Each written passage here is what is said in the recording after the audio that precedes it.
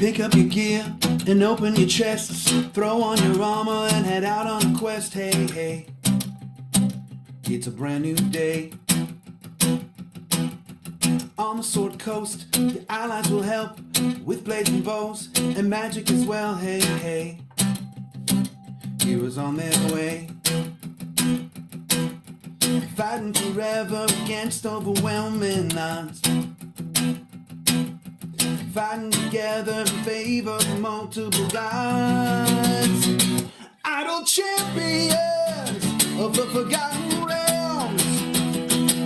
Idle champions, adventure never ends. Idle champions, get you all out there. Idle champions, you will say it again. Idle champions.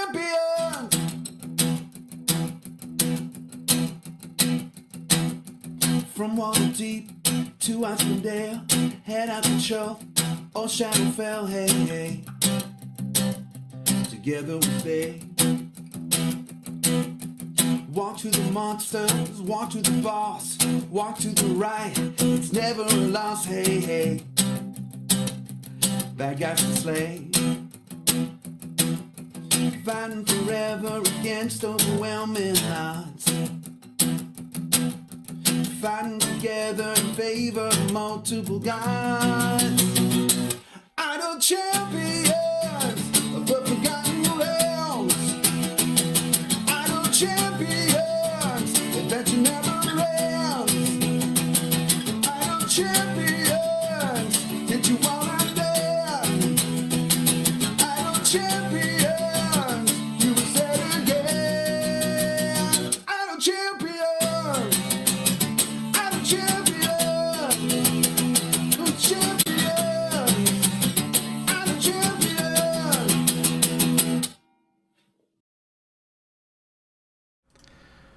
Hello, everybody. I am Gaarawarr, and this is Gaarawarr's Guide, the tutorial show. Yeah. Happy Saturday. It's more morning-ish for me. Here we go again. Today's topic, we're going to be talking about the Awful Ones. The Awful Ones. One of the more recent affiliations to join the game. And they are considered technically complete. There are 3 of them, and then they have a big bad evil guy following them around. We'll talk about all 4 of those champions today. All 4 of those champions today. With me today is Gabe in the production booth. Gabe's gonna be grabbing your questions and handling chat. Now, because this is the tutorial show and not GG2E. You can ask questions at any time. However, I don't answer them until the second half of the show. So the first hour, I'm going to be talking about the Awful Ones and how they work together. Second hour, we'll go into Q&A. Questions can be about any topic. I will address the ones that are on topic first, but you can ask the questions at any time. We will get to them, I promise. As always, we do have a fun little chess code for the cryptex. Boom, copy paste, and then it goes to the 16 digits automatically. Otherwise, you click down here in the bottom left to extend it. And the cryptex has no question mark, so they're just really excited about being the bad guys. That's what's going on, folks. That's what's going on. So we'll probably just dive right in. I don't think we have anything else to talk about. I got everything up on the screen, right? Sure.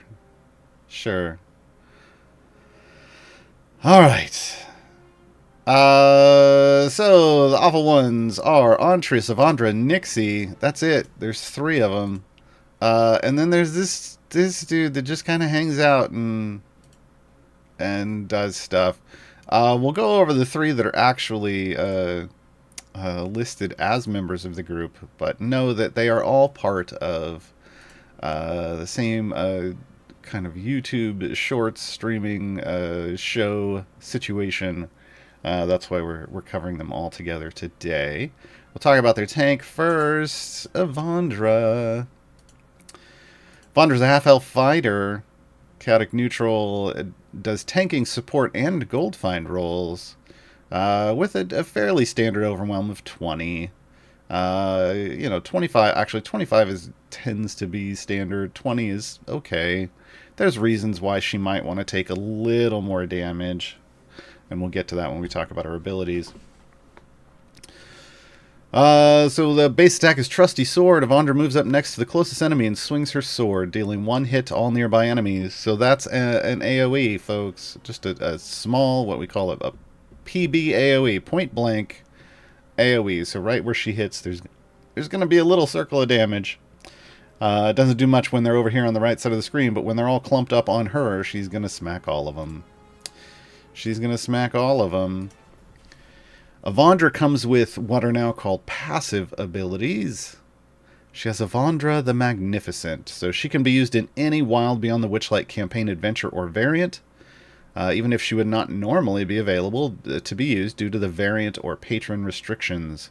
So if you're working through Wild Beyond the Witchlight and you've got Avondra, you've always got a tank available. And let me tell you, folks, sometimes the hardest variants to do are the ones where you've been restricted out of all of your tanks, and you're just trying to figure out some way to keep people alive. Well, in Wild Beyond the Witchlight, you don't have to worry about that if you've got Avondra.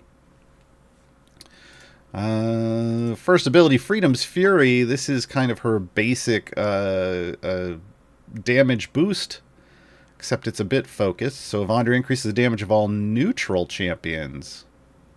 All neutral champion. It's specifically neutral on the good and evil axis, like her. So if you look up here and it says chaotic neutral or lawful neutral or neutral, and only the one word neutral, that means Avandra's going to buff them. If not, if it says good, if you see good or evil over here at all, like anywhere up here in the alignment, Avondra won't buff them. So Avondra works with a very specific set of champions that she will buff.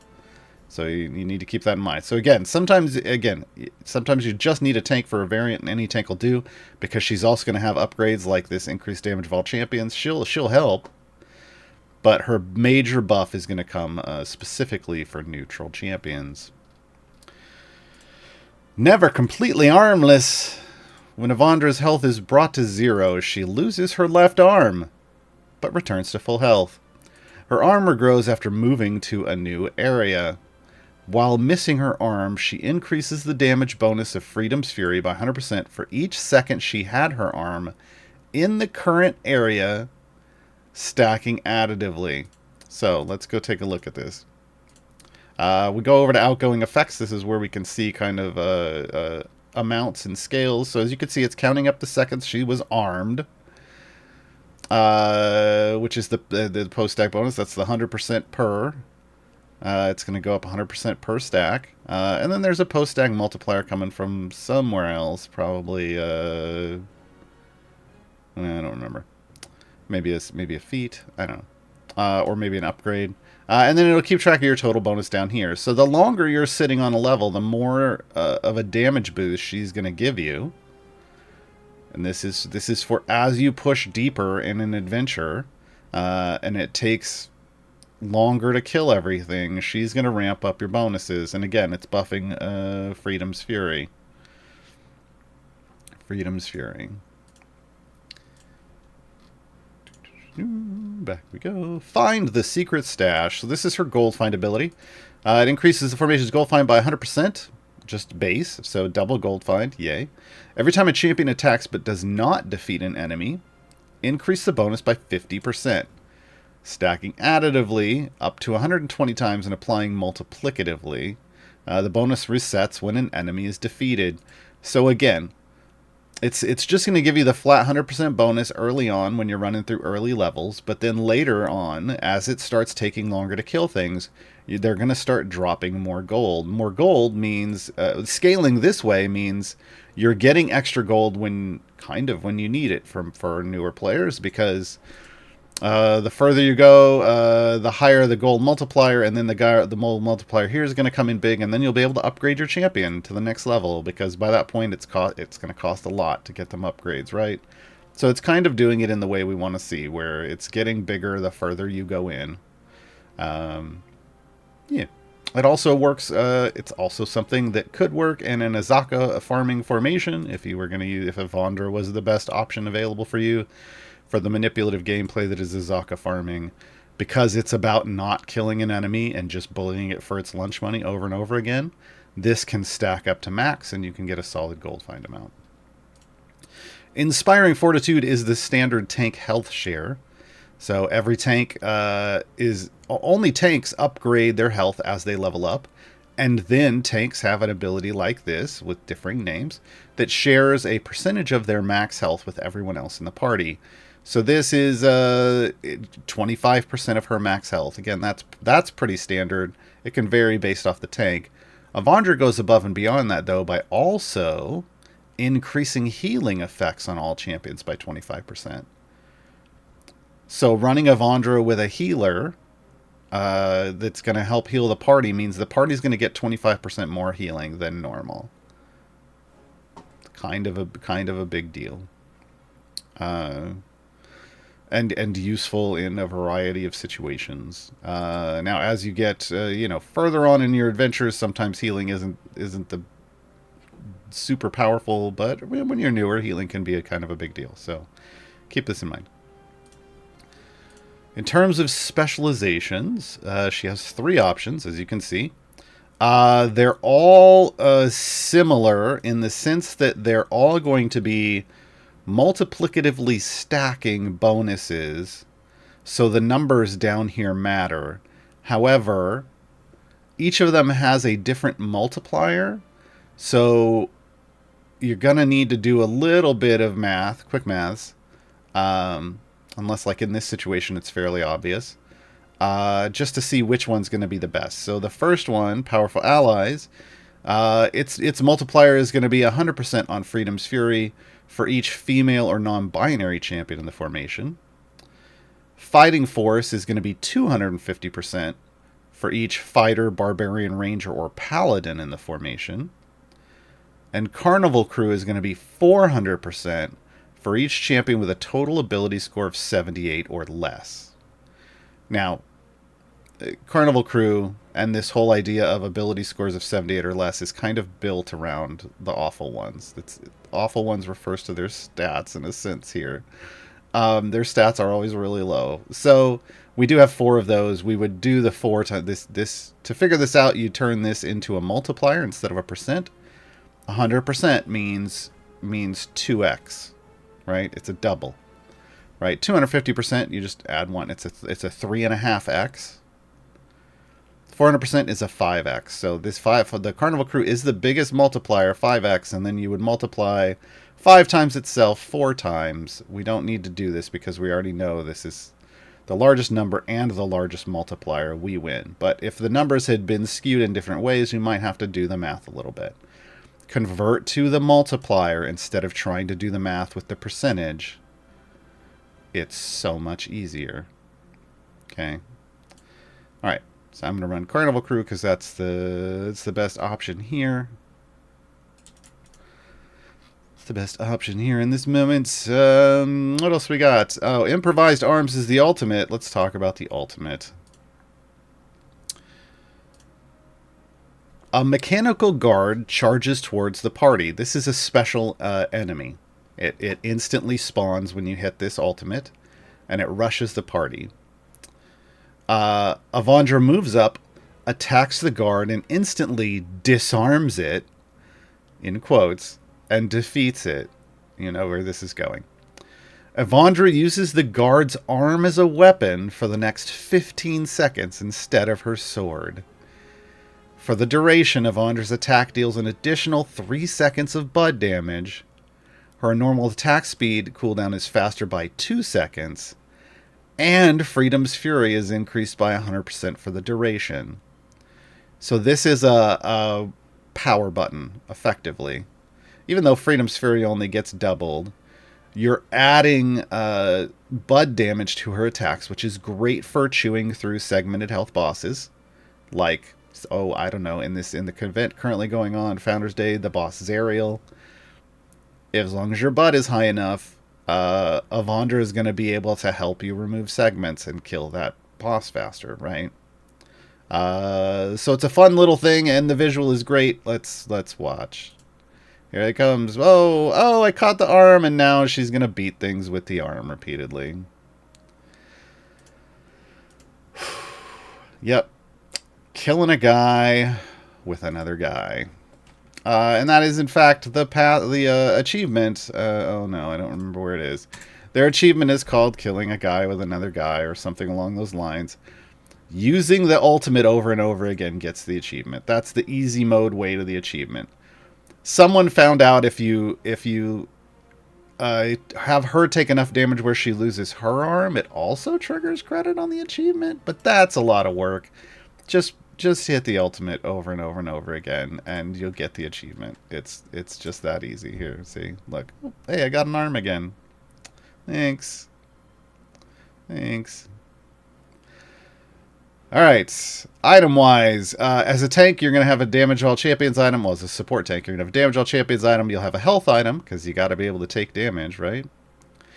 Then we've got Freedom's Fury. We have Find the Secret Stash. This is the gold find.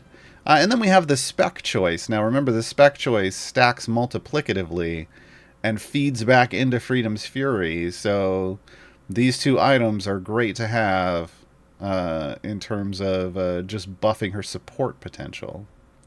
And then there's reducing the cooldown on the ultimate attack, which obviously, as you saw, is enjoyable.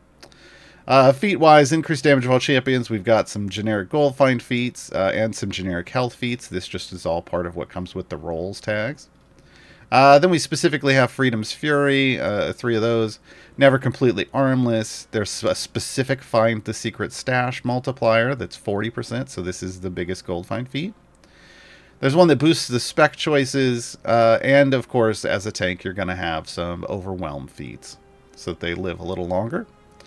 They also have a +2 Charisma feat. This qualifies them for Patron Zerial everywhere. Now, obviously, they would automatically qualify because their passive lets them go anywhere in Wild Beyond the Witchlight. They qualify for all patrons in Wild Beyond the Witchlight.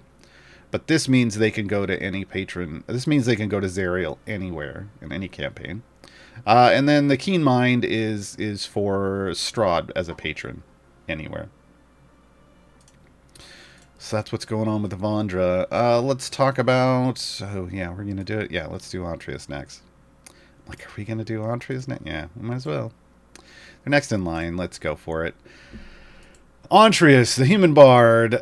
Chaotic Good, healing and support. Now, their healing comes in the form of temporary HP shields. It is not an actual heal. It's important to know that CNE has just put those under the same thing.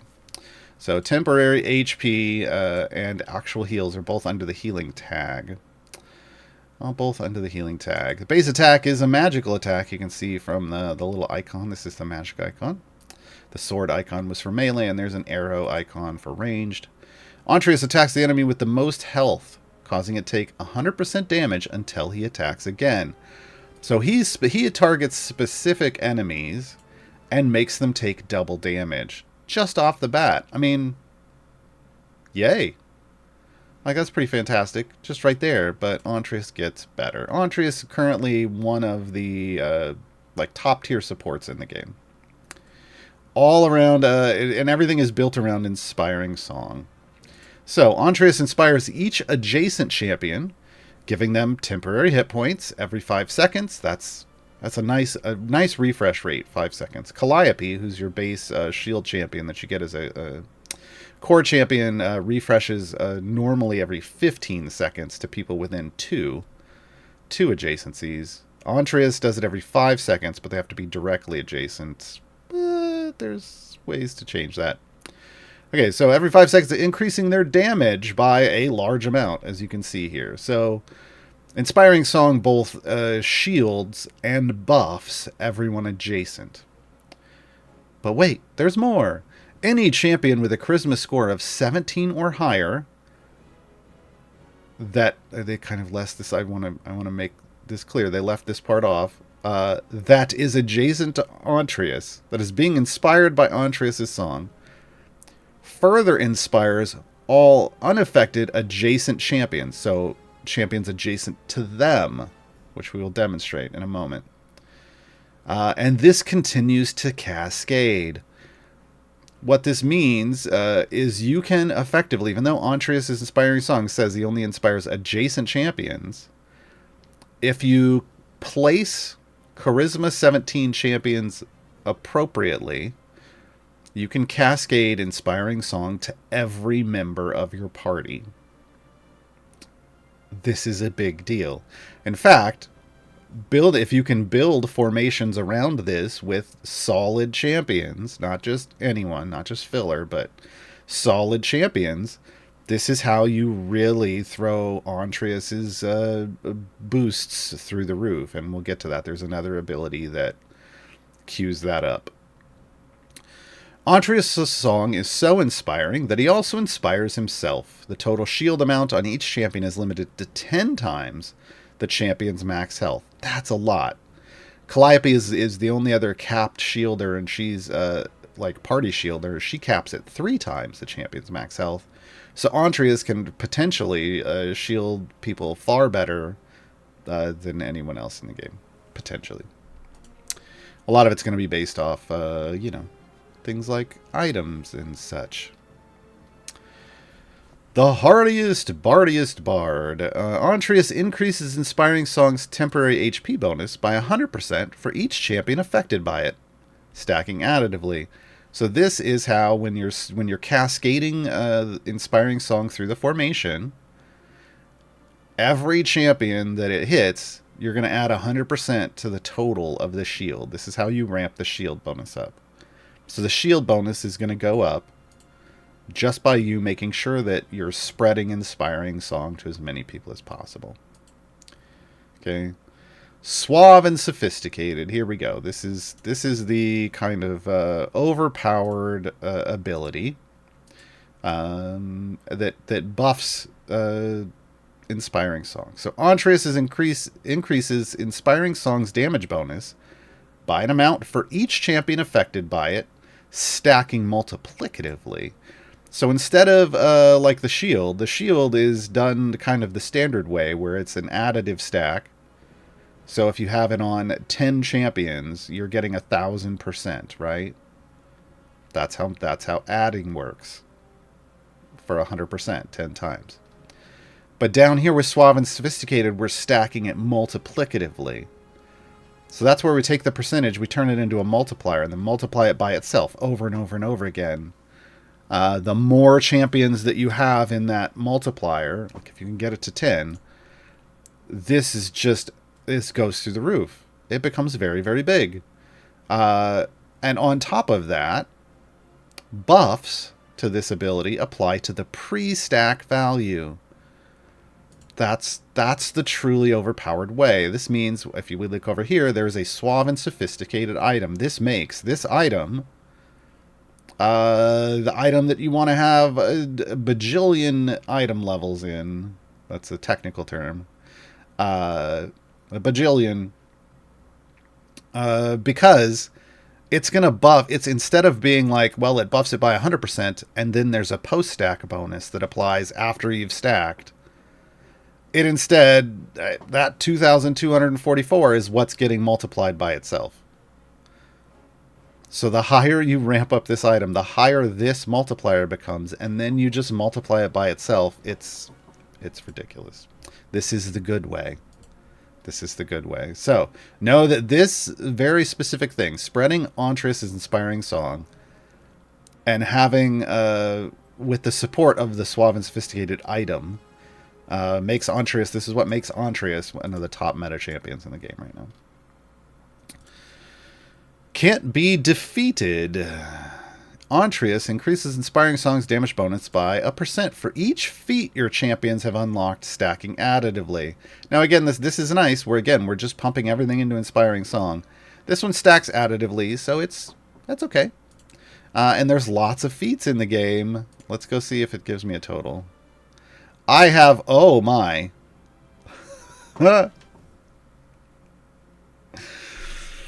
Apparently, I have unlocked 999 feats. That's okay. There's a part of me that wants to go buy a gem feat right now, just so that I can have it be 1,000, but there's a part of me that just likes that it's at 999. So yeah, the more feats you've unlocked, which is a number that's just going to go up slowly over time, because this is additively. Don't go chasing this waterfall. All right, just wait. It's gonna do its thing over time. Again, the bigger thing to chase is gonna be upping this item level.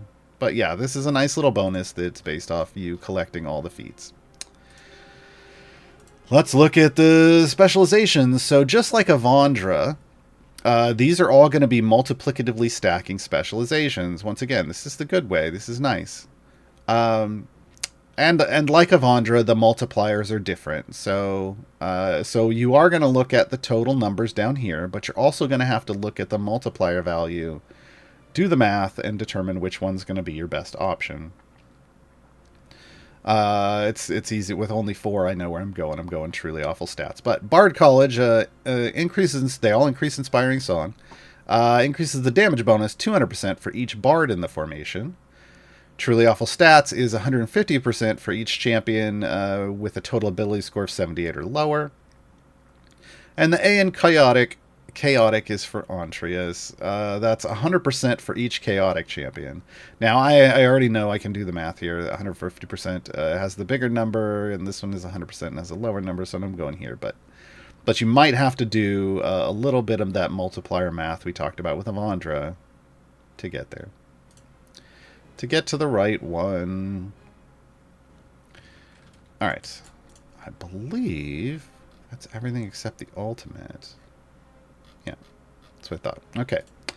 Cloud of Daggers. Antrius takes a hand mirror out and smiles into it, causing it to shatter. It's happened to all of us at one point or another. Shards of glass fly out towards the enemy with the most health, forming a cloud upon reaching the target. The cloud deals ongoing damage for 10 seconds. So this is a damage over time ultimate, and it is an AoE, but it targets a specific enemy and hangs out around them. It can eat through segmented health, so once again, Antreas joins Evandra in being good at chewing through segmented health bosses. I found it has a decent damage multiplier, so can be a nice way to clear out, difficult enemies sometimes. Again, you got to have enough bud for it, but some ultimates are better than others, and Antreas tends to be an enjoyable one for me.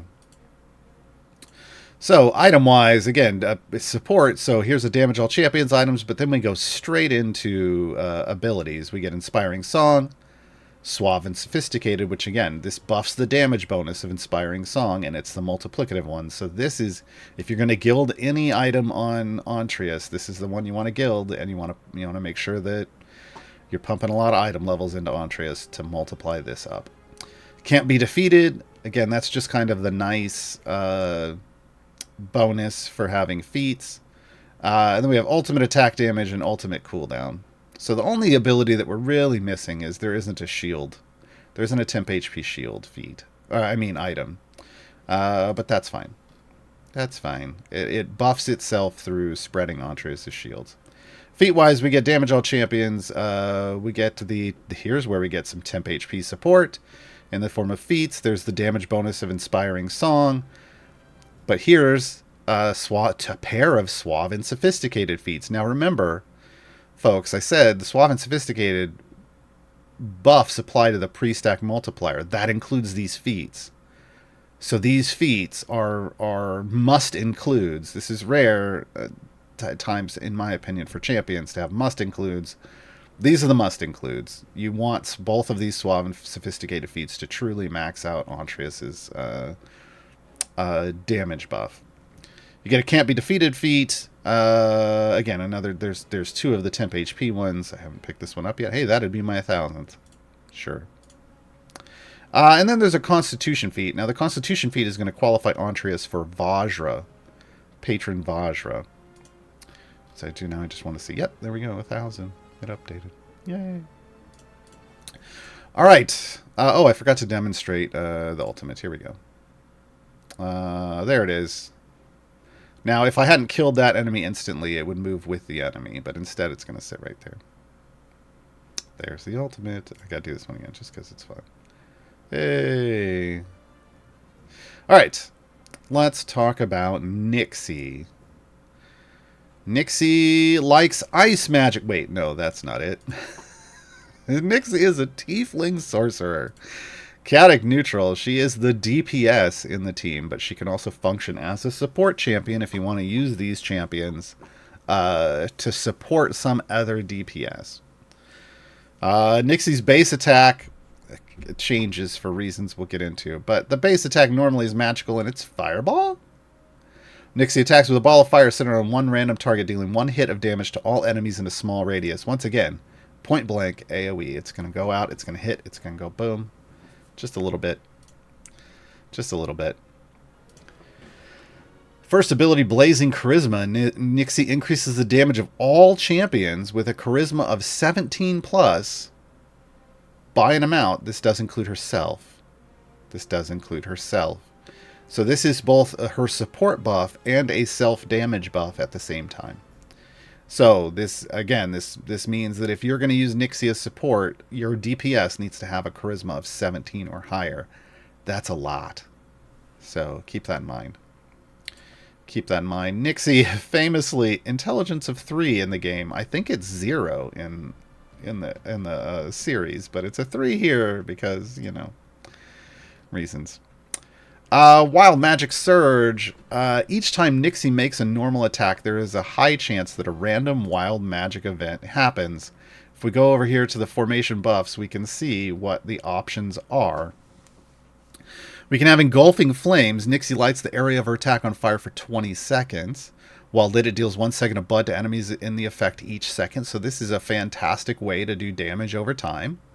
It will be placed on the map and it will just burn. Right there it is. It's these little flames. It'll burn for 20 seconds. That's her Engulfing Flames ability. And yes, that will chew through segmented health bosses. So everyone in the Awful Ones affiliation can help you defeat segmented health bosses.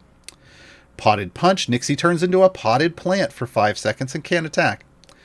It increases the damage bonus of Blazing Charisma by 100% while in that form, and for 15 additional seconds afterwards. So you kind of do want her to turn into a plant every now and then because it's going to boost her buff. That is what happens over here, though, is this changes to Potted Plant. It means she's not attacking. And, of course, now it's not going to change because I want it to. There it goes. Nixie's currently a plant and cannot attack. Here you go. Oh, I guess we should probably come out here so you can see it. I will take a drink of water while we wait for her to turn into a potted plant.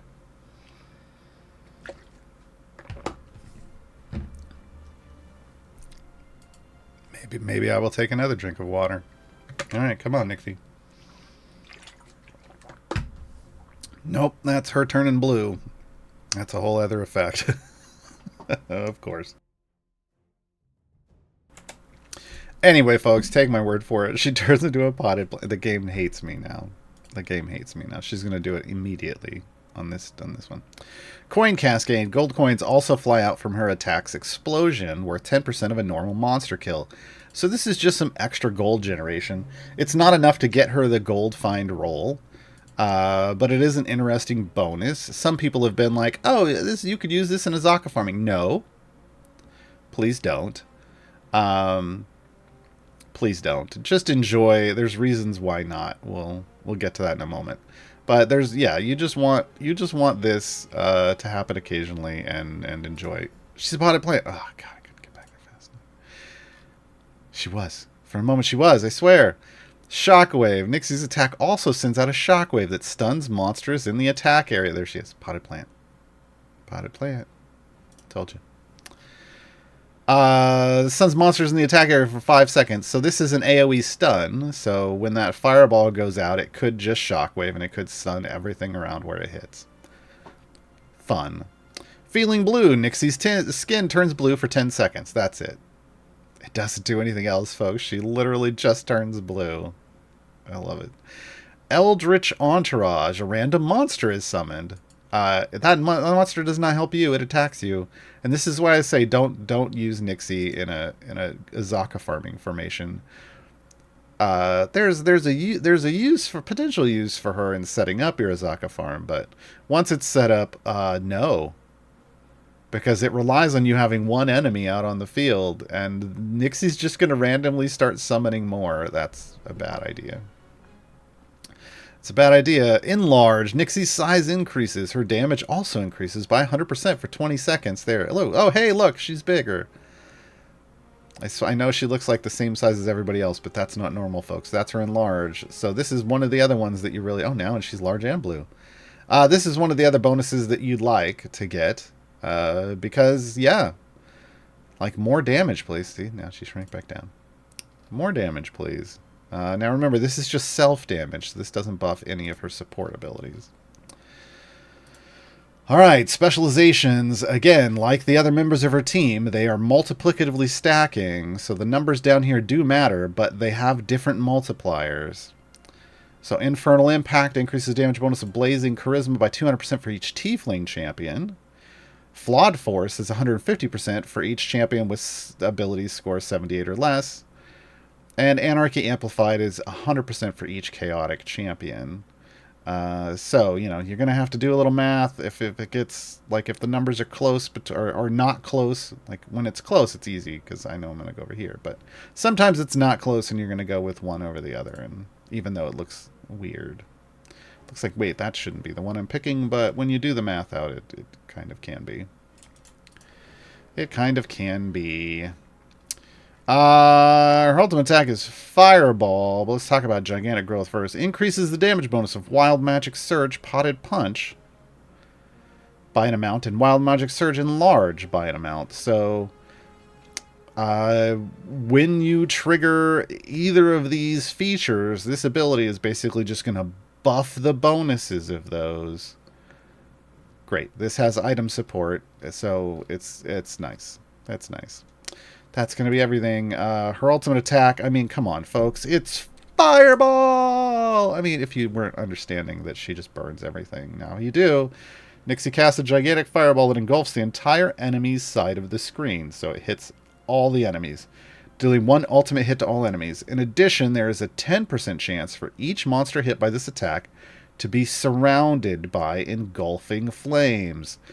This is fantastic when there's lots of enemies, either on your tank or whatever, because A, it's going to go boom on all of them, but then B, it's going to light up a bunch of these engulfing flames everywhere and help to just burn them to death, because that's what fire does, in case you were wondering. In terms of items, we get a pair of Damage All Champions item, which is unique. Normally, when you have a DPS support, one item is their damage and the other is support. So she does lean a little more into support in her itemization than pure damage. Something to keep in mind. This is Blazing Charisma. That is the buff. That's her self buff, but also the buff for everybody else's support. And then Gigantic Growth. Again, this is going to buff the boosts when Potted Punch and Enlarge go off. Potted Punch boosting, just straight up boosting Blazing Charisma. Enlarge, boosting her own damage. Then there's a specialization item. So again, lots of itemization here. Lots of good itemization here. This is going to be nice. But then we get just reducing the cooldown on the ultimate. So no ultimate damage item. But that's fine, because what you really want with her ultimate is all those engulfing flames that are going to be doing damage based off Bud every second. And you just want to have that up as much as possible. Feat-wise, we get, again, Damage All Champions plus self-damage. That's normally how it rolls with DPS and support. We can buff Blazing Charisma. We can buff Gigantic Growth. We can buff the specializations. She does get a Strength feat. This makes her qualify for Patron Zerial. And she gets, of course, a Fire feat, Immolation. So her attacks will deal an additional 1 second of Bud damage every second for 5 seconds. Now, she already, if you're using her as DPS, she's already doing damage. You might just want to boost her damage, but when she's in a support role, this means another way for her to help you burn through segmented health bosses. So in support, Immolation can be real nice. I mean, you could use it in damage too. Just fire on top of fire. Why not? All right, that is technically the awful ones. There are technically only 3. However, this guy in the back, a bit of a stalker, a bit of a stalker, following him everywhere. It's the BBEG. It's the big bad evil guy of their campaign, even though they don't remember who he is. Drow Wizard, Lawful Evil, Support and Speed Champion. Support and Speed Champion. Again, no affiliation, so technically isn't a part of Awful Ones, but is? Basic attack, magical, chill touch. BBG conjures a spectral hand over the enemy with the most health and touches it, dealing 1 hit. Yeah, it's okay. It's not a big deal. They have a passive, and their passive is why we talk about them today, really. As this awful nemesis, as the sworn enemy of the awful ones, BBEG is eligible for any adventure that any of them are eligible for. However, they still don't remember who he is. This means wherever the awful ones go, BBEG can go. Beyond that, though, this doesn't say that an awful ones member has to be in your formation. I'm going to say that again. This does not say that an awful ones member has to be in your formation. You don't even have to own them. It says BBEG is eligible for any adventure that any of the awful ones are eligible for. That means BBEG can go in every... You don't have to own any of the other awful ones. BBEG can go in every Wild Beyond the Witchlight variant, adventure variant, because Evandra can. BBEG can go in everywhere else that any awful one could go based off their stats. BBEG can go. You don't even have to be using the awful ones. It's really strong. Think of it as the big bad evil guy has to be able to go all these places to lay traps for the awful ones. So you don't even have to have them in the party. It's real strong. So BBG is going to show up as usable in places, and you're going to be like, why are they available? And it's because one of the awful ones is. Evil Overlord. BBEG increases the damage of all champions with an intelligence of 12 or less. Again, he's the Evil Overlord with the high intelligence. He's just going to increase the damage of all of his minions who aren't anywhere near as smart as he is. Intelligence 12 or less. So you want to use BBG as a support for DPS champions with intelligence 12 or less. There are a lot of them. You have a lot of options. Yeah, there you go. Homebrew. BBG increases the damage bonus of Evil Overlord by 100% for each active potion, stacking multiplicatively. That's all of these. That's these four. I don't actually, you know what? I don't know. Hold on. Maybe it includes? Let me go see. Do I have one active? I do. It does. Okay, so it includes all of the big ones too. So we have a 1, a 2, a 3, a 4, a 5 times a 4. That's 20 plus 4 more. That's 24. Potential multiplicatively stack your bonuses you could have for using BBEG. You know, you might want to stick to these 20 though. You might want to stick to these 20.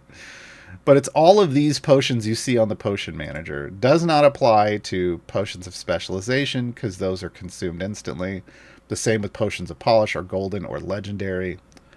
All of those things are consumed instantly. These are the things that activate and then have a duration. So this is what it's counting. Again, it stacks multiplicatively. That's the good way. So there's a reason for you to use your potions if you're hoarding them. Specializations, again, like the awful ones, they're multiplicatively stacking, and they have different multipliers. So you do have to do the math at times. So power gaming boosts Evil Overlord. That's their big buff that everything feeds into. 200% for each evil champion. Min-maxing is 150% for each champion with a total ability score of 78 or less. And then rules lawyering is 100% for each lawful champion. So, do your math. Again, switch the percent to a multiplier, do the math. Make sure you're getting the best bonus for your buck. Rise my minions. This is fantastic. Every 10 seconds, BBEG, this is base, BBEG creates a plodding zombie that appears in front of the party and slowly plods forward. In case you didn't know, they're plodding. They plod. Zombies persist with area changes. Enemies near the zombie take an amount of seconds worth of bud damage every second. Here's what it looks like. Now, there's a lot more. As you can see, they're spawning a lot faster than one every 10 seconds. There's a reason for that. But this is what they look like. They can spawn up and down the entire map, and they will move across. They persist. As we're changing areas, they will move along. These will, they're doing damage every second, so they will, like the rest of the awful ones, chew through segmented health enemies. Okay? Keep that in mind. Their ultimate is Balgranuth's Undead Horde, and we will return to that in a moment. Let's talk about sources of corpses, because this is the fun one. The time it takes for Rise My Minions to summon a zombie is reduced by 2.5 seconds for each Awful One's Affiliation member in the formation. And the damage bonus of Evil Overlord is increased by 1% for each summoned zombie, stacking multiplicatively. That's the good way. With buffs applying to the pre-stack value, that's the OP way. Just like Antreas, BBEG, OP. And yes, there's item support. So once again, we have another champion who is going to be at the top of the meta simply because of math. Because they have an item that supports a pre-stack buff to a multiplicatively stacking ability. To put enough item levels into BBEG, just like with Antreas, no one else is going to compete with the buffs they can put out. But it's based off the number of zombies on the screen. Okay. Railroad. If the current area is completed in 5 seconds or less, this is the speed ability, BBEG reduces the next area's quest requirements by an amount. There's a feat for this. The feat makes it really good. It takes it up to 50%. Otherwise, let's see, what is it normally? 25. It's normally 25%, which they're in a slot with Nahara, who's another speed champion that does this exact same thing. If you don't have the feat for BBEG, Nahara is the better speed champion. If you do have the feat for BBEG, BBEG is the better speed champion. I know that's going to be a question. I'm just answering it preemptively, and then I'll have to answer it again later. I do want to come over here and look at Rise My Minions. So we have 3 Awful Ones members, reducing by 2.5 seconds because of summon sources of corpses. So we get a current summon speed of 2.5 seconds. That's how math works. This can go down to a floor of 1.5 seconds. I'm gonna talk about this in a minute. But just know we can add even more zombies to the screen by lowering this even more. But let's talk about just generating more. We generate more zombies with Balgranuth's Undead Horde. A Balgranuth symbol appears in the air for 30 seconds. While the symbol is in the air, every time Rise My Minion summons a zombie, it summons 2 instead of 1. So we can double the amount of undead enemies here. Here's the symbol. It floats right here. And now we're spawning 2 zombies every time. And if we come over here, we can see sources of corpses. Active zombies will get counted, and you can watch the total tick up until it reaches its max, and then it's going to start dipping back down. So there is going to be a spike. That's fine. See, we're already coming back down now. That spike should also correlate with a spike in your bud, which you can then ride, pushing with all of these zombies doing bud damage. This is well-made champion in terms of it synergizing with itself. Yeah. Item-wise, we have nothing that is, as you'll know, this is support speed, and yet there's not a damage of all champions. It's because BBEG is itemized heavily. The BBG OP also an itemization. Straight off the bat, Evil Overlord. Then there's a buff for Homebrew. That's the potion one.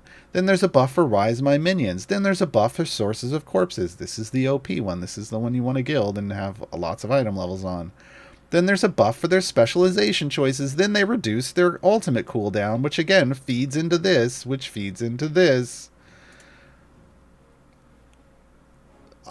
Just an incredibly efficient champion to pump item levels into. Just incredibly efficient. So, after your other speed champions, BBEG becomes a good target for item levels, just like Antrius is a good target for item levels. In terms of support champions, they're the two best currently, in my opinion, for targeting for item levels. So feat-wise, you do get the damage of all champions, but then we go straight into Evil Overlord. There's Homebrew, Sources of Corpses. Again, this is a multiplicative bonus that with pre-stack buffs, so this feed is a must-have. Railroad is for the speed stuff. You would take it out if you weren't trying to be speedy. Your specializations, Rise My Minions. I think we covered that already. Nope.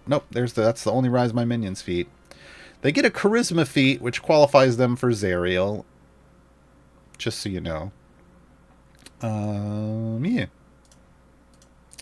Now, let's talk about how my life got turned upside down. No. Wrong show.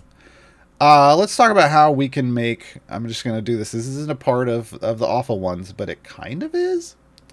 Let's talk about how we make even more zombies by adding another awful ones member in the form of Strongheart. Strongheart has no affiliation. However, Strongheart has a specialization that allows him to become an honorary member of any affiliation. Now, this isn't always useful, because a lot of affiliations need very specific things for their affiliation synergy to trigger, and Strongheart wouldn't help. In this situation, because BBEG is just counting the number of awful ones and reducing the spawn speed of the zombies, turning them into an awful one's affiliation means that we maximize the cooldown on Sources of Corpses. We're now saying it's minus 10 seconds, but it's going to cap out at 1.5 seconds. No, that's not right. It is supposed to be a floor of 1.5. Boy. This should technically be 1.5. I don't know what the problem is. But it is gonna make there be more. It should make there be more corpses, unless they've changed it again. I did not see the patch notes for them changing it. But yeah, it is gonna count as 4. So keep that in mind. And interesting interaction with Strongheart. With Strongheart. Okay, I think that's it. Yeah. Yep. It used to, so originally it summoned at like 1 second, but yeah, right here, 1 second to 1.5. So it should be 1.5. For some reason, it's reading as 2.5. I'm just going to chalk that up to I need to restart my client. When in doubt, restart your client, folks. For now, though, we're going to take a short break. We're actually somewhat on time. A little musical interlude. I'm going to drink some water and check the questions list. I only have 8 questions in my list, folks. Now's the time to throw all your questions into the chat. Remember, start with question : as you see way down below, so Gabe can grab them. Gabe can grab them. Hold on, I want to try. I'm going to try something. There's a thing where sometimes if you just shift some people around, then abilities then trigger correctly. There it is. There it is. I don't know why that's a thing, but sometimes, folks, if it feels like your stuff's not working, just shift them around in a formation, and it'll put, look at all the zombies, folks. Look at all the zombies. It's Thriller, Thriller Night. All right. Speaking of, what's our song? We've got a nice song about the demon and the witch coming up next. This is a song about Igwilvengratst. Enjoy.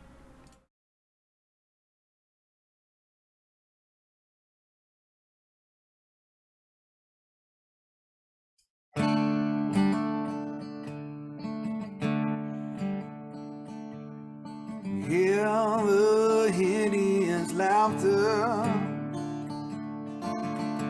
cackling through the trees. Don't you know what she's after? Love's a cruel disease. Smell that fire and brimstone. Sail around through the sky. Princely demon of pleasure. Lust is in his eyes.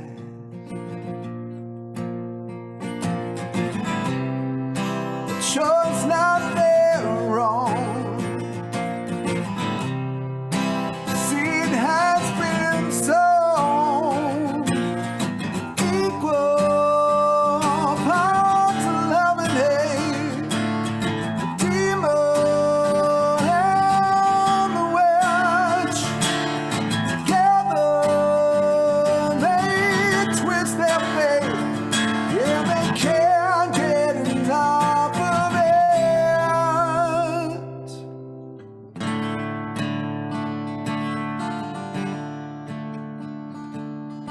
Child of Baba Yaga, destroyer of your dreams, the guises of the worldly.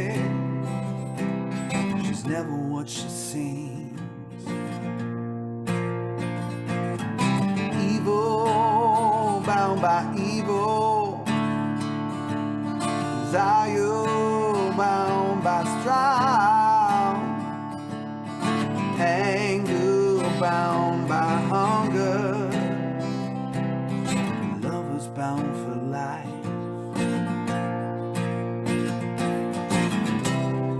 Consort to the queen, mistress to the field.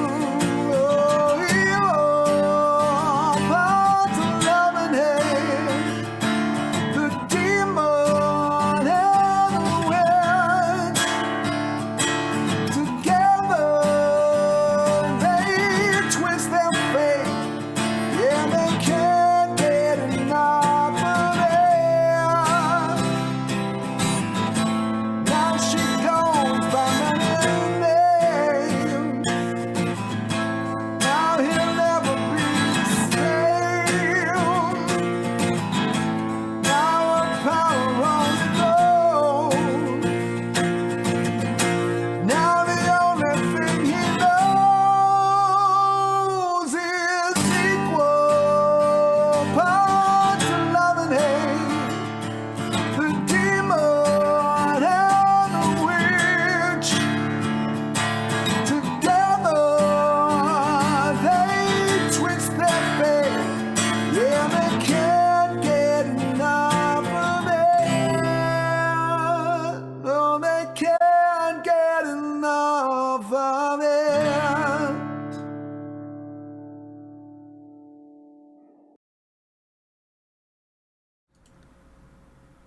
I really like that song. So good. So good. All right, I'm going to dive into the questions. Let's see if there's any ones that were on topic. That's not a question. Nice try.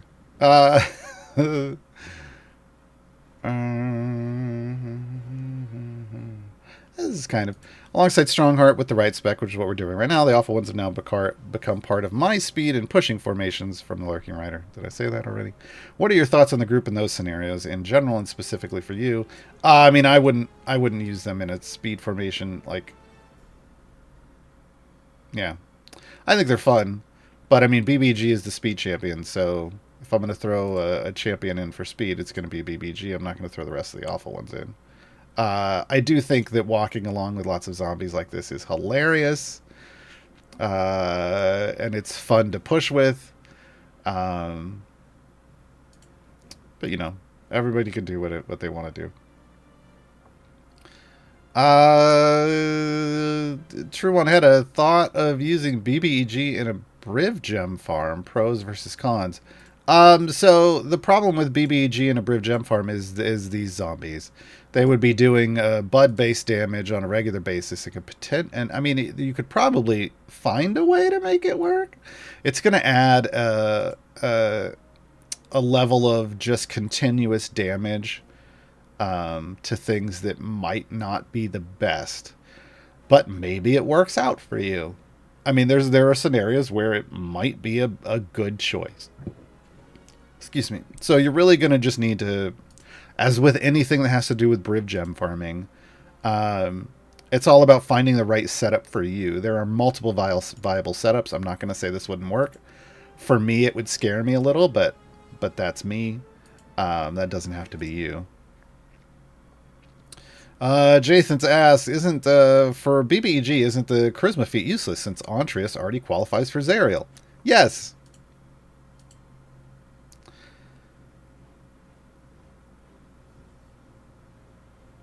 That's a good question.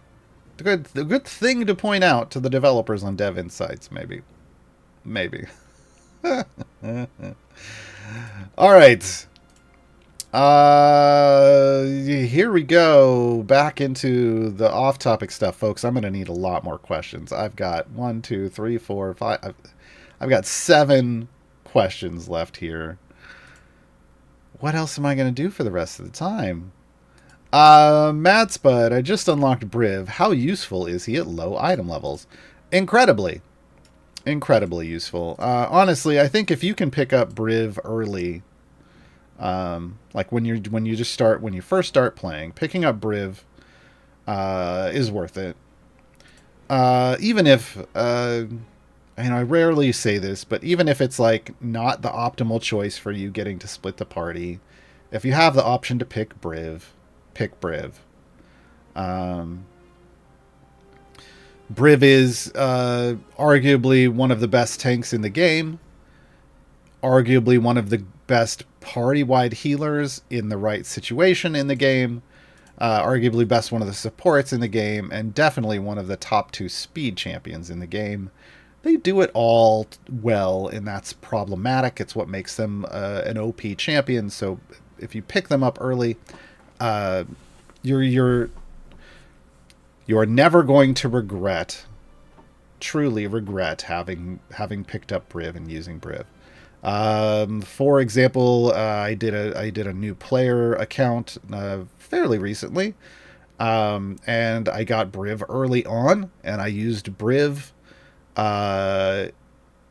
as my tank everywhere, and my ability to push and complete just about anything I wanted to went through the roof, even at lower item levels, even with lower gear. He's just real strong. But here's the thing is, normally we tell you, like all of us in the community will be telling people, well, I would hope, don't spend your blacksmithing contracts right away. Hold on to them for very specific champions early game. And for me, that champion is Briv. So once you can get Briv, you can start just dumping every time you get a blacksmith contract, you can just dump it onto Briv. Because, and trying to get him to a guaranteed chance to jump one area every time is like kind of your first target.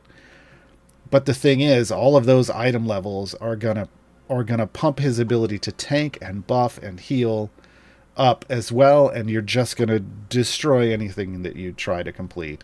So it's just he's a great pickup early game. It's why everybody talks about Briv, and why Shevik's always asking, who's Briv? Because Briv is OP. You know, and Briv continues to scale and do well as you add more item levels and yada yada yada, right? Yeah. So the, you know, the sooner you unlock Briv, the better on a new account. Ontholon, is all champion crit damage supposed to set Bud? Yes.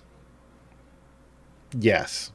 If you find a situation where a champion's crits aren't setting Bud, you can reliably see that they're critting, that it's higher than whatever your Bud is, and it's not setting it. Submit a ticket with that champion's, you know, with that information, so they can figure out what's going on. I ran into a couple situations where it seemed like my crits weren't setting Bud, but then other situations it was like, oh, they always are, and yeah, it's just one of those things where in some situations the crits aren't logging Bud, and I don't know why. I'm not support for this game, so I wouldn't know why. Just know that you definitely submit a ticket if that happens. Doctor of Skills, is Celeste Mask Cure Wounds supposed to add a formation stack for Valentine, or is that a bug? It is a positional formation ability, so it would add a stack because she's counting positional formation abilities. Mask Cure Wounds default heals the column in front of you with a spec the 2 columns in front, so that means it's a positional formation ability. So not a bug. Matt's Bud, have you done a tutorial on Briv gem farming? I have not, but multiple people in the community have. Again, sometimes with the higher end things, and I tend to target new player guides for the most part, or intros to new systems, even if that system is a higher level system, but I don't tend to get super deep in the weeds with them. And Briv gem farming is something that you have to get super deep in the weeds to explain. There are multiple people who do that in the community. You can ask in Reddit, you can ask in chat, you can ask in the Discord. They'll get you to the right places. Sorefist, how to farm Summer's Favor? You don't. Next question. Oh, no, I should explain why, probably. If we look at our season tab, seasons, as their name implies, reference the seasons of the year: spring, summer, winter, or fall. We are in the summer season. The first season 4, Legends of Mythril Hall, generates Summer Favor. So the way you get Summer Favor, you don't farm it. You just do the quests. You do the quests, but it's gonna approach a fairly fixed value unless you're throwing cash at the game. So yeah, it's gonna be building up slowly for a long time. We got 53 more days, and then you'll be able to convert it after that. And when Summer's Favor converts, it converts to all campaigns, not just one specific one. Not just one specific one. Jagoots, how do you play the time gate and events most efficiently? Well, that's 2 different questions, and that's fine, but time gates and events are 2 different systems that function in 2 different ways. Yes, they both deliver champions and items, but the way they do so is different. So in a time gate, you're going to have a specific champion that you're unlocking. The time gate's going to be open for 3 days. You will have 2 adventures, which are represented by these 2 numbers. Those are the adventure goals. Every time I touch my nose, I'm going to sneeze. All right. These are the adventure goals. So for like Artemis, it would be area 50 and then area 75 I have to complete. Each of these delivers me a gold chest. If I don't own Artemis, the first one will also give me Artemis. There's also a variant, which is not listed here. It's because it's chosen at random. So one of the variants from the event you will get to do, that will deliver a 3rd gold chest. If you want to do free plays, you can. But this is primarily a means of earning gold. Actually getting up to 3 gold chests for a champion. There is a way you can get silvers, but it is...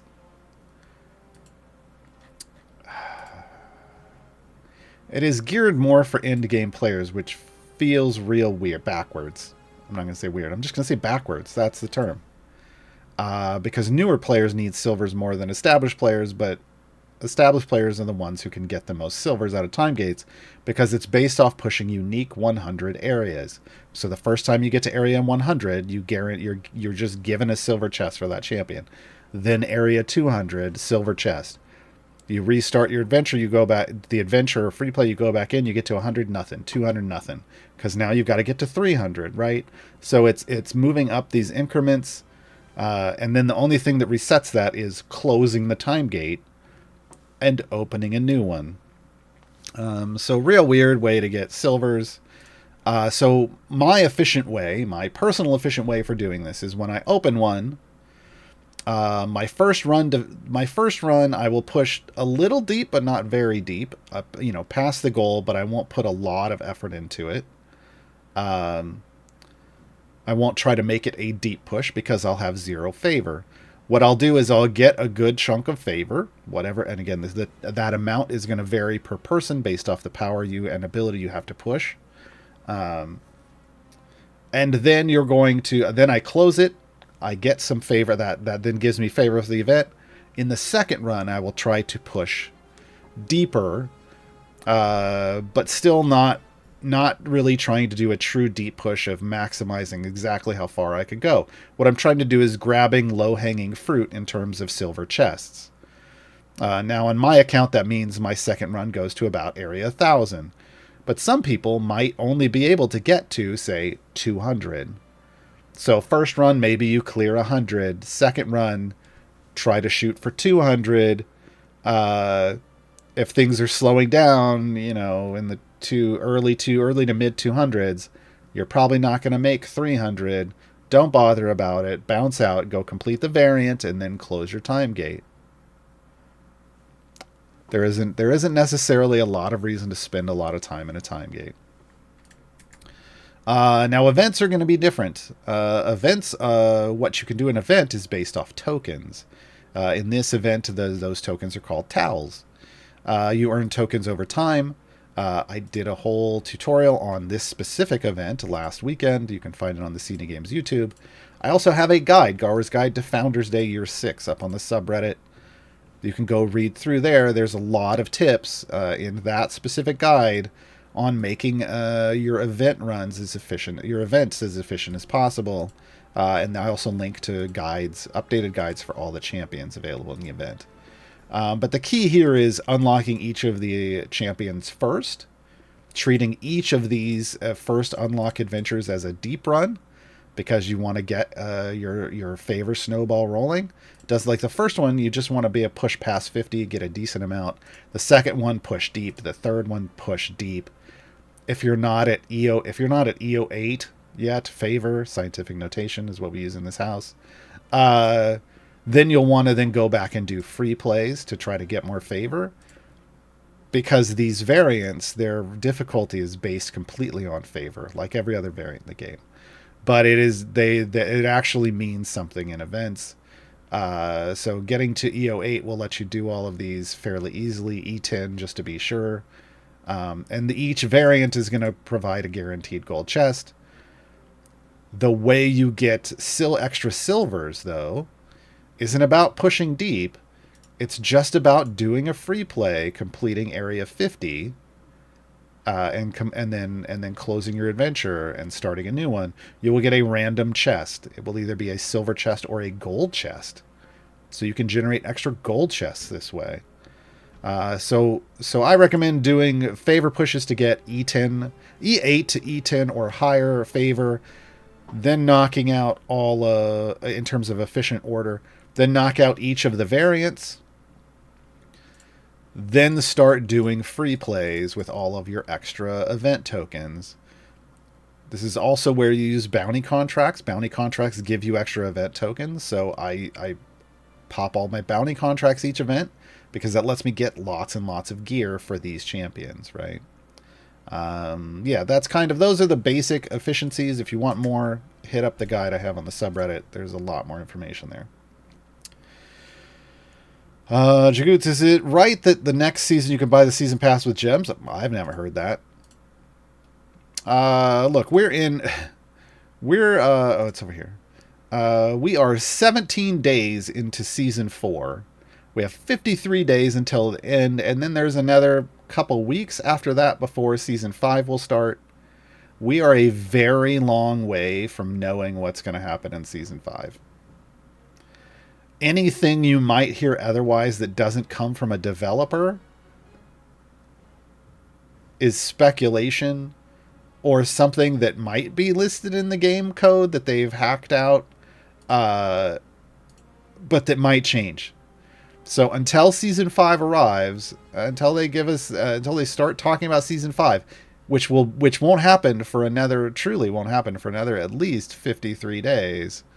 I would just focus on season 4. Erebor, so if I throw Narak in with Warduke, oh gosh, with Warduke, then that becomes anybody not adjacent with a wisdom score of 14. Correct. But then you have to use Warduke. Jin Lando, how do you feel about tall leafy plant life? Tall leafy plant life, if it's just leafy, it's great.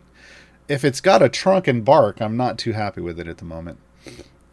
Angle Tigre, could I just set a Modron party in the background to finish farming my Artemis enemy kills? Yeah, absolutely. And I find that's the best way because Artemis, if you just throw Artemis in with a tank in a background party, and Artemis is going to be the one getting the kills as far as the game is concerned, because it's looking at who has the highest damage and it's comparing that to the enemies, and while it's not going to count every kill, it makes it real quick. That's how I got I got like 9 tiers of my Artemis kill milestone in the background, and it worked real quick.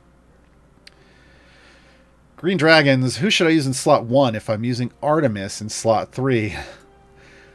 I'm using Sentry as my tank and using Ayla as my off-tank. Well, those aren't... Well, Ayla's not really for Artemis, but I mean, if that's what you're using, that's fine. Slot 1 is, generally speaking, nerds for Artemis. And nerds would be tanking. Just so you're aware, is my understanding. I don't build Artemis formations, but nerds is considered top dog in slot 1 for Artemis. Thing is nerds is 100,000 gems, so I mean, I don't know who you would use after that, to be honest. Orkira's pretty OP in general, so if you're just looking for somebody to time gate, Orkira. Turiel would have a positional formation ability that could affect an entire formation, but doesn't work in a single tank frontline. Needs to be in a double tank frontline, double or more. Matt's but I have Sentry and Jarlaxle in seat 4. Who would you recommend my next champion in the seat for Split the Party 2? Well, the champion we're talking about today, Antreas. Again, Antreas, mathematically OP in slot 4. So best in slot currently. Same BBG for slot 3 in terms of damage bonuses as support champions.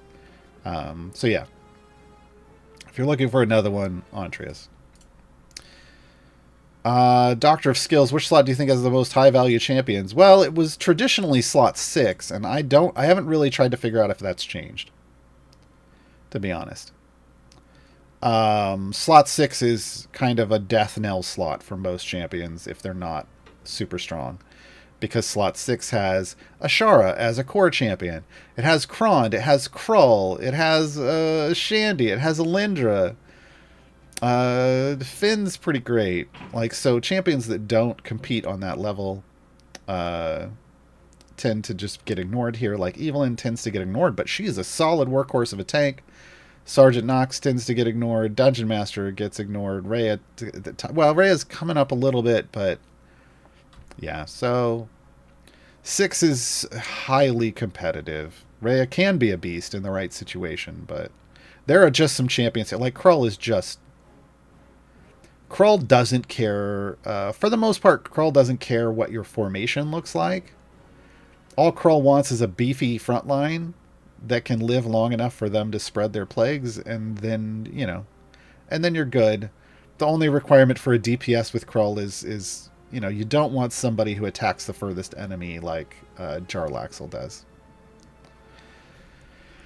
So Krull is just useful everywhere. Krull is another champion like Briv, where if you pick them up early game, even if it's non-optimal, they're going to do so much work for you as a new player, and to be good for you forever, that it's just a little outrageous.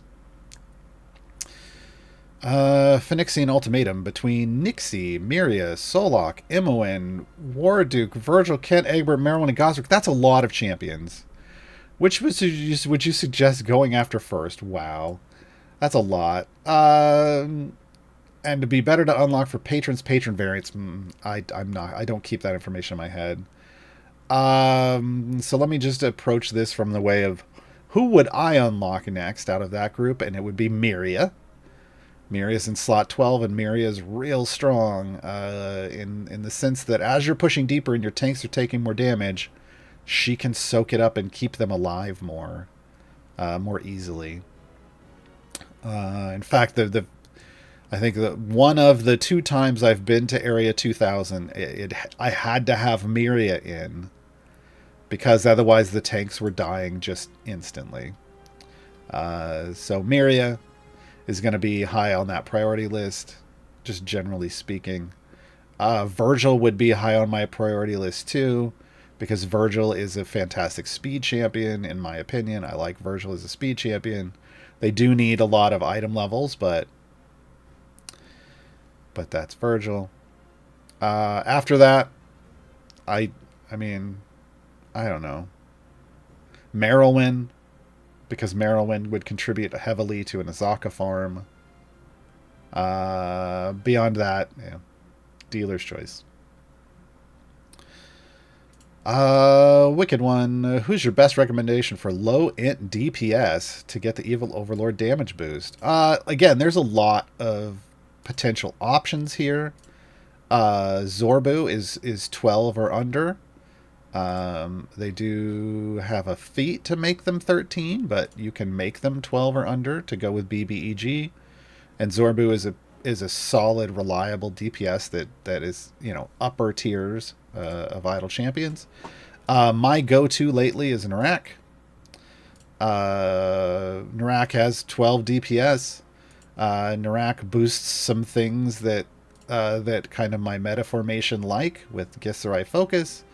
And then I use Birdsong, who's 13 int, as a support for Narak, and ends up throwing my Narak like an E30 buff on my account. So my Narak is pushed, like in this event, I pushed to 1650, 1660 or something, with a BBEG backing them up. So there's some solid power there.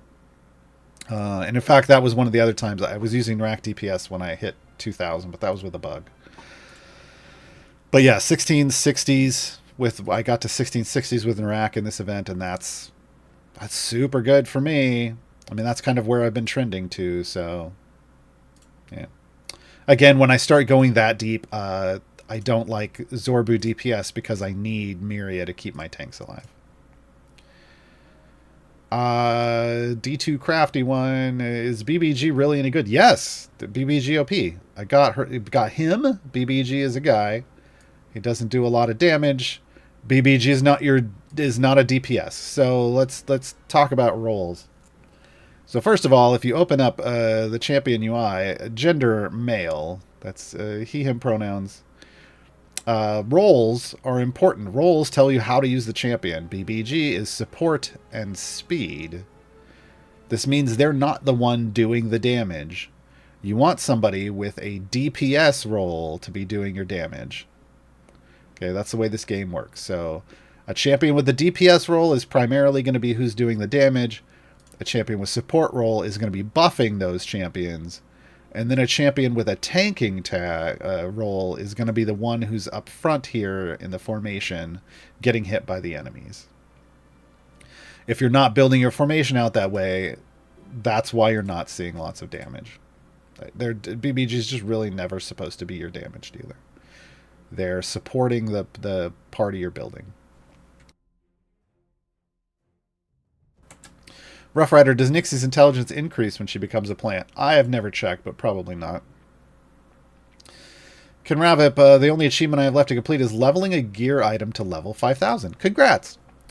Briv's Theor Dinarax is closest at 3,600. Shall I proceed, or is there another piece of someone's gear you might recommend take precedence? I mean, this is really up to you. Here's the thing. I got my level 5,000 just by waiting and letting it be a core champion that accrued item levels naturally. I didn't pump anybody up to 5,000. In fact, I think my 5,000 was Celeste. So, I mean, you could wait and get it naturally without having to invest that way. With the comments that the devs have been making about capping certain champions or capping item levels overall, who knows where they're going to put that or how this is going to affect this achievement. I would guess it would be over 5,000, but having Briv over the 3626 he needs isn't super helpful to Briv, whereas having someone like Antrius or Strongheart, doesn't Strongheart also have a also have a multiplicatively stack. Yeah, Righteous Might, Strongheart, BBEG. One of those champions might be better to have 5,000 to pump them up to 5,000 too. Obviously, Artemis is going to be someone that people would recommend pumping up to 5,000. So I think there are other options. Personally, I would go for a solid support option. And I wouldn't do Briv. Because Briv's already super strong in the 3,600 range. Yeah. And you're not going to make it to any major jump breakpoints. But at 5,000, I don't think so. DKO sign. Do stats matter for anything other than qualifying for patrons or specific abilities that reference them? There are, so those are the two big ones. There are also occasionally bosses that will have effects that are based off saving throws, like in Dungeons and Dragons, and stats will matter there. But it's less that you're worried about putting in the right stat feats for those, and more that you're just kind of rolling with the RNG. So not particularly. If you can get, there are some certain stat breakpoints, like qualifying, getting somebody to int 13, oddly counter to BBEG, but getting a DPS to int 13 qualifies them for a major damage boost from Strahd, and also qualifies them for some int nodes in Modron cores that you're usually trigger at 13. So there are things like that might also be bonuses that you have to keep out for. So the answer is yes, they do matter for other things, but it is very situational. James the Bear, when will we see Vlithrin added to the Alpha Ones? Or will we see Vlithrin added to the Alpha Ones eventually? I don't know. Anything's possible, but I'm not a developer, so I don't know what their schedule is for adding champions. I think they feel like, I will say this, by saying, hey, Gaarawarr, do you want to do an Alpha Ones tutorial? They're kind of communicating that for now, this is what the Alpha Ones look like. If that changes in the future, great. But they have a lot of other champions coming up. For instance, Commodore Crux is coming out this month. They're the Evergreen for the Light of Xerxes campaign. We're also getting, in an event at the end of the month, we'll be getting our first Plasmoid champion. And then next month, we should start seeing the arrival of the Baldur's Gate 3 Origin characters. So all the characters from the game that are the big named characters that you can play with in Baldur's Gate 3, they're coming to Idle Champions. That has all been announced. So there's a lot on their plate right now. I don't know when adding more Alpha Ones will get a priority. Or if, right? We never know until they show up. Matt's Bud, which speed mechanics apply to background parties? To my knowledge, None of the speed champions currently apply in the background parties. People like to say Shandy. I guess I'm going to have to test Shandy, but the last I understood was that currently they hadn't coded any of that into the game, and I haven't seen any patch notes, change log, or official dev statements to say otherwise. If you want to try Shandy, try Shandy. But Shandy, remember, Shandy has a conditional on her speed where the party can't be taking damage. And it has been my understanding from the people who made the background progress and offline progress that you're always under attack. So if they have hard-coded Shandy to always be on back there, they did not tell anyone. But currently speed effects don't work in the background unless it's a speed potion or one of the nodes on the speed core that functions like a speed potion. They're supposed to, and have told us, but haven't done yet, go through and turn on all of the speed functions and abilities so that everything works offline. They have not gotten to that yet. Rough Rider 1995, with no spotlight yesterday, can we, by process of elimination, predict Commodore Crux will be here on July 19th?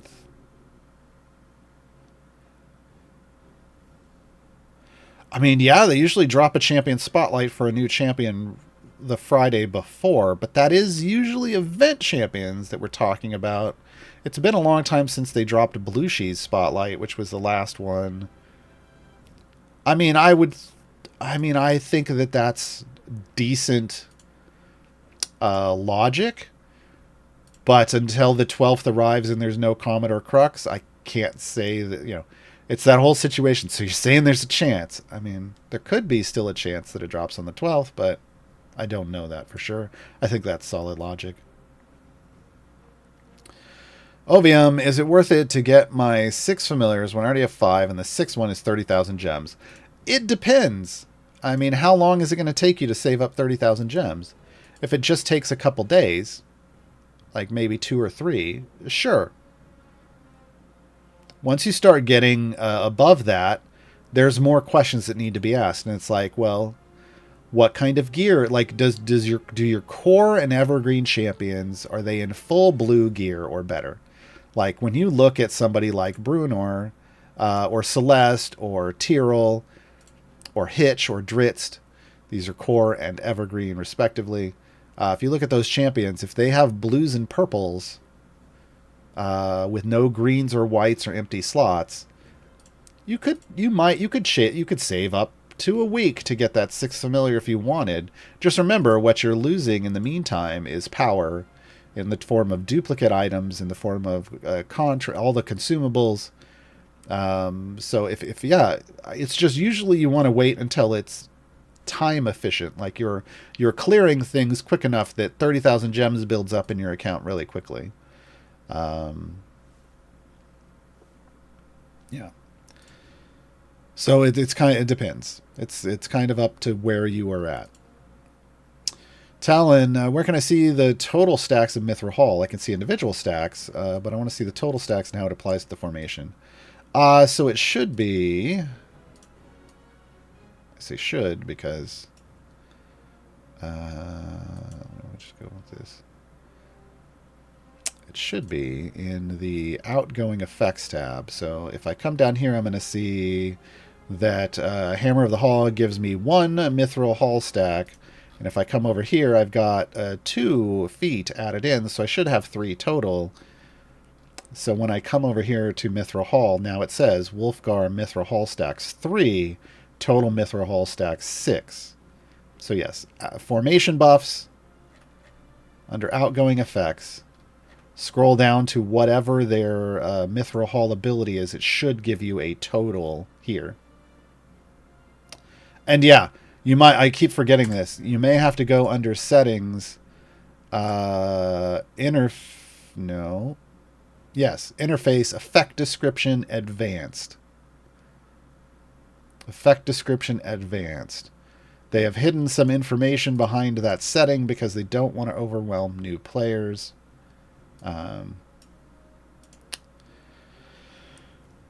Yeah. So that's, yeah, you gotta, I just, at a certain point, just turn advanced on and see everything. Not, well, actually, I wish they had more under that, but please use that. Jagoots, for what should I use my gems first? The very first thing you want to buy with your first 250 gems is the Mage Hand Familiar from the gem store. After that, you're alternating. You're just like I said before, you're going to buy chests, and if you happen to look over and you've got enough gems that naturally accrue that you can buy another familiar, buy another familiar. But you're going to start out as a brand new player with no gear. You're going to buy silver chests. Again, occasionally alternating familiars when you happen to have enough. You're going to open silver chests and buy and open silver chests until you have at least green gear on all of those starting champions. Because then silver chests, it's going to take too many to get you the blues, the blue gear that you want. So then you'll transfer over and you'll start buying gold chests, which are more expensive, but guarantee you the blue upgrade once you have green gear. Plus, we'll get you the chance at purples and give you all kinds of other things. So it's this alternating thing of chests and familiars to start.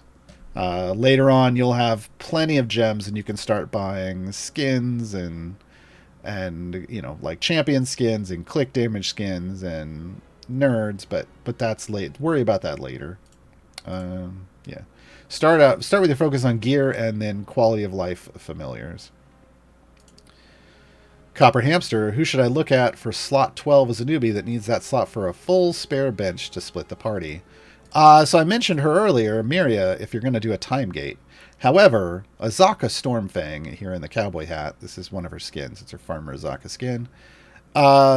She is an evergreen champion in Tomb of Annihilation. So technically, if you're already working through Tomb, you're already on your way to unlocking Azaka. If you're still in Sword Coast, I mean, if you've already unlocked Dritz, like I only recommend people hang out in Storm Coast long enough really to unlock Dritz and grab the second Global Blessing, which increases your gems, and then go to Tomb of Annihilation because Azaka should be the next on your list to unlock. So head over to Tomb. You can unlock Azaka for free and save your time gate pieces for someone else. But if you just want to get it out of the way, you could time gate Miria and be fine. Now keep in mind, the event is going to end, this current event, Founders Day, is going to end on Monday. That means Friday the 14th and also Friday the 21st, because we have 2 content weeks in a row. Those are going to be in free natural time gates. So you'll be picking up a couple champions for free in a week or two's time. But if you want things right away, work towards Azaka or just go pop a Miria time gate. Dilettante for the win. You covered how to get the achievement for worse damage. Would you be willing to revisit it? I don't know what that means, Dilettante. I have a guess, but I'm gonna need more information about what we're talking about. Part of me thinks you're trying to talk about, like, the thing that instantly jumps to my mind is getting Modron flow to 0. But I don't know what worse damage would be other than that. So if you can clarify there, I will come back to that. Canellan, how strong is your BBG's evil overlord in this formation when he summoned all his zombies with an ult? Good question. Good question. So let's see. Right now, evil overlord is at E21. It's bouncing 1 to 3 E21. So if we go ultimate, let's see it tick up. There's E22s. There's E23s. There's E24s. There's 25. There's 26. There's 27. And that's where it's going to... Oh, no, got to 28. Now it's going to tick down. So I got to E28, and I would say I don't have enough item levels. Like, this is 200. I just left him where I kind of park everybody in the 200 range. I would want to run him up quite a bit at some point in the future. So yeah, I went up a full, what, 33% more? It was the EO7? Yeah. So it went up by 33%. So it would have spiked my damage nicely, and then the zombies would carry that spike for a while until I could hit the ultimate again. Okay, Dilettante says it's the Modron flow to 0. Okay. Yeah, sure. So, there is an achievement for getting your Modron flow down to 0. Modron flows start at 1. Okay. So your input power starts at 1 and then changes based off the pipe, right? So I can boost it, 1.05, but I can also reduce it, and that's what we want to do here. So I can reduce it by splitting it. So I'm down to 525, and then I just keep doing this over and over again. It's going to take a lot of splitters, whatever kind of splitters you have. You can do T's, you can do quads. It's going to keep getting lower. It's just going to keep getting lower and lower and lower and lower. We're going to come out over here. There's 0.001 and there's 0.000. So you're going to want to get it to the point where it says 0.00. And if it doesn't trigger, if you have to hook it up to a node, then you just... I can't remember if we have to hook it up to a node or not. Then you could just, there. See? I can power a node with 0. So that's how you do it. It's just about splitting the flow over and over and over and over again. There's nothing else. Nothing else you got to do there. So use either the T components or X's. If you've got the X's, it's all going to be fine. The Gifted Darkness. Is there any benefit for Evandra to be in the front? Well, she's a tank. So she's got the health to take the damage. Now, I think what you're saying is does it ramp up at all if she's taking damage or anything? And no, unlike other tanks, she doesn't have something that the more she gets attacked or something, the more her buff is. So technically, she can be an off tank and be placed anywhere in the formation because she doesn't have that type of ability. But the benefit to having her in the front is she can take a lot of damage, right? She's also got that thing where she loses her arm, remember? So there's a bonus. She can't really lose her arm if she's not in the front line. So, but I mean, if you just want to run her with her standard damage bonuses, that's fine. If you want the never completely armless bonus, which later on is going to tick up pretty high. This is a fairly small bonus right now, but as we get deeper into a run, it's going to tick up a lot. You want that. So there's the benefit. There's the benefit. RCP, my item levels are really either 500 plus or 100 minus. I don't know what 100 minus means. Oh, you mean like item to item, it really does this? Is there a way to balance this out? A full dismantle. But here's the thing: is the reason it is back in the day, if you popped the way bounty contracts used to work, or blacksmithing contracts used to work, is if you popped something that said gets 24 item levels to it used to say to a piece of equipment, it would just go to a specific one. So RNG could just spike a certain item higher than others.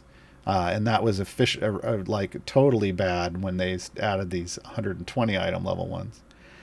They changed all blacksmithing contracts now. So now it will take these 120 item levels, or however number there are, and equally spread them out over all of your available items. There will still be a little fluctuation with RNG, but it is going to be a smoother curve. So any older champions, any champions that you had leveled up or put item levels into before that change could be spiked.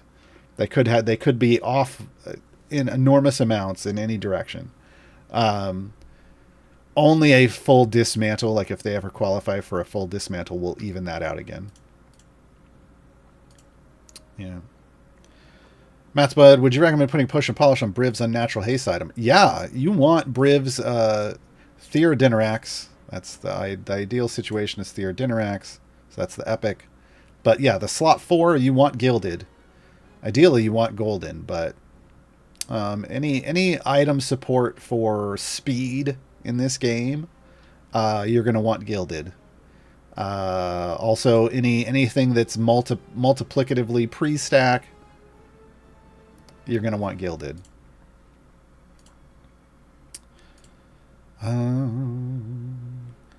True One Hedda, don't know if this has been covered or if it's under your NDA. I technically don't have it's not an NDA per se, as so much as it's maybe not. Well, it's just things you don't talk about. I don't know if it was specifically labeled an NDA or just more of a confidentiality agreement.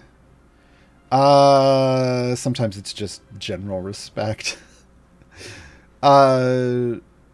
What are the Savruses and Azu's favorite for? I have no idea. I didn't even know there's a thing.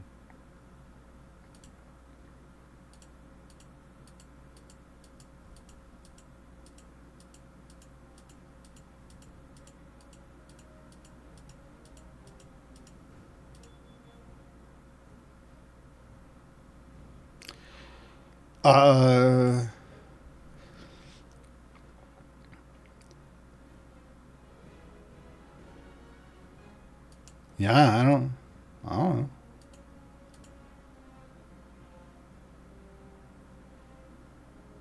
Yeah, no idea. No idea.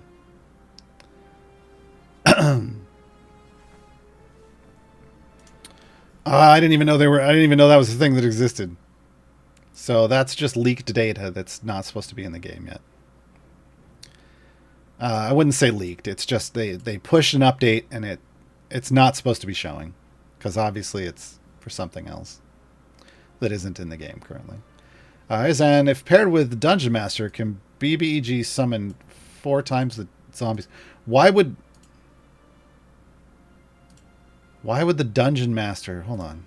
Why would the Dungeon Master help with that?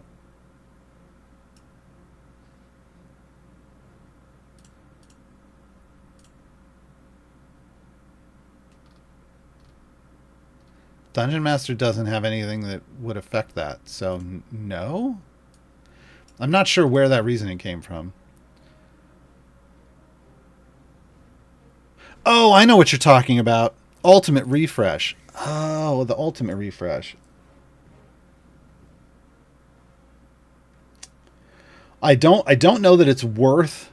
So here's the thing. I don't know that it's worth it. But maybe? Hold on. I'm gonna do it. So here's the thing. Dungeon Master has an ultimate that immediately refreshes the longest remaining cooldown. So if all I do is fire off this, and I start getting double spawns, and then I refresh it, and then I do it again,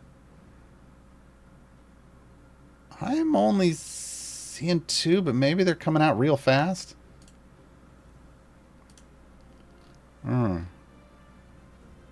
Let's see. Potential. I mean, we're into the 40s, so maybe, quite possibly. Again, I don't know if it's worth it because Dungeon Master. But maybe the multiplicative stacking will make it worth it. Dungeon Master is really not that strong of a champion. So yeah, it's just that you get the double. You can fire off an ultimate and then immediately get that ultimate back and fire it off again. Then you've got to wait. Oh well, yeah. Then you have to wait for the cooldown to come back. But yeah. Delanian, my testing clearly indicates if Shandy's dash is active when you switch away from the party. The haste stays active in the background. See, but that to me is a glitch, because either it should work or it shouldn't when she goes in the background, right? You know what I mean? Either it should activate itself or not. So to me, there's some kind of glitch. Hey, take advantage of it. But I don't run my background parties that way. I just have them auto do their thing. Why did this one stop? I just have them auto do their thing. So Um, yeah, I don't know what's going on. Again, I think maybe that's just a thing that happened, but it wasn't intentional, and enjoy it until they can actually make them work the way they're supposed to. Because like I said, they've said they've wanted to go in and make them all work, but they haven't. Because here's the thing, it's, when you're on PC, you can have your client up all the time, but if you're on console or mobile, like a tablet or a phone, you can't. So offline progress and background progress is your primary method of doing stuff, and not having access to some of the most powerful abilities in the game, in speed abilities, sucks. So the sooner that they can get functionality applied, in my opinion, the better, because that's going to improve the experience for all of those players in a big way. It'll also be nice for PC, but PC gets lots of nice things already. Improving the quality of life on consoles and mobile. It would be. I feel like it would be such a big boost. I don't really understand why they haven't prioritized it. Because console and mobile could use a big boost. Let's be honest. Yeah.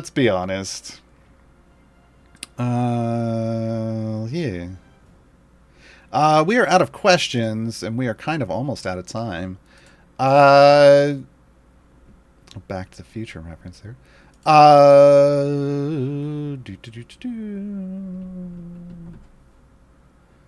What's coming up? Nothing. When's the next stream? Tuesday. Tuesday should be Mars's Guiding Hand, unless something happens. So the full CNE schedule will start back up on Tuesday. Sundays and Mondays tend to be off when they're not doing some kind of Monday night TTRPG live play. However, I will be streaming on my channel, Twitch TV/Gaarawarr, spelled like it sounds. You can see it right down there. In an hour-ish, I'm going to go grab something to eat. I'm going to eat it, and then I'm going to fire up my stream. And we've been playing lately. We've been playing that Jedi game, Star Wars Jedi Survivor, having a lot of fun with that. I'm really enjoying. I finally tracked down the gardener, and now I can build my garden. It's a Jedi game, but I am more excited about A, finding new fish species for my aquarium, and B, expanding my ability to garden. Look. They put it in the game, and that triggers my enjoyment. So I'm going to focus on those kinds of things. But we also are doing storyline stuff. So if you want to join us and hang out, we have a good time over there. Stream, whatever game I happen to be playing. Like right now, it's that Star Wars game on Tuesdays and Saturdays. And then I stream Idle Champions on Mondays and Wednesdays in a show called Idle Chatter. I even make some of those guides you might have seen on the subreddit live on Wednesdays. I update them live on Wednesdays. Once I finish updating everything, I will start creating new guides, never before seen.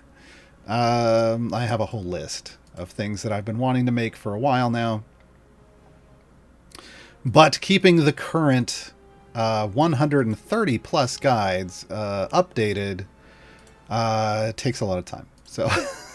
So yeah. So that's going to be it for now. What song are we going out on? I think we're going out on I'm a Mimic. I see a question here from T2Crafty1. What area should I clear out? I'm still new. I'm not sure what that means. I'm not sure what you're asking. There isn't any campaign you should do all of. I would hit up my new player guide that is on linked in the chat, and look at that. That kind of gives you a milestone progress situation that I have found after multiple new accounts works really well. And BGRL, if I have 6 familiars already, should I save gems for a 7th? I kind of answered this earlier. It's really up to how quickly you save gems. And what your current gear levels are. If they're all at blue or higher, then you can save your gems for a familiar. If it's going to be a week or less to get it. If it's going to take longer than a week, don't bother. If you don't have all blue, you should still be buying gold chests. All right, that's going to be it. Thanks, Gabe, for handling all the production stuff. Thank you all for joining me. Enjoy I'm a Mimic from Bardic Inspiration. Have a great weekend, everybody.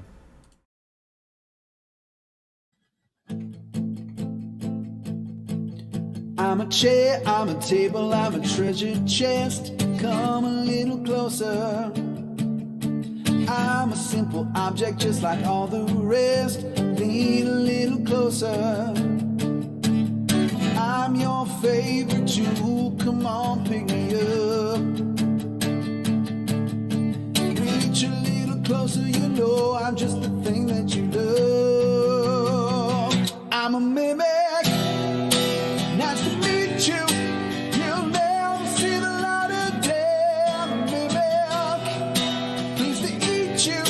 Can't help it, I was born this way. I'm a mimic.